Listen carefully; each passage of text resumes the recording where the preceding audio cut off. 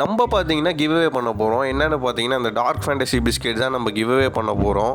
யாருக்குன்னு பார்த்தீங்கன்னா நமக்கு ரெஸ்பெக்ட் கொடுத்து நம்ம வீடியோ ஃபுல்லாக பார்த்து நமக்கு சப்போர்ட் பண்ண நம்ம சப்ஸ்கிரைபர்ஸுக்கு தான் நம்ம கிவ்அவே பண்ண போகிறோம். என்னென்னா ஒரு டாய் கன். சரி, இது சூப்பராக இருந்துச்சு பார்க்குறதுக்கு. உண்மையாகவே ஷூட் பண்ணால் ரியலாக இருக்குமா? ஸோ ப்ரைஸை பார்த்தேன் 500. எனக்கும் ரொம்ப நாள் ஆசை இது மாதிரி ஒரு டாய் கனில் வாங்கி சுட்டு பார்க்கணுன்ட்டு.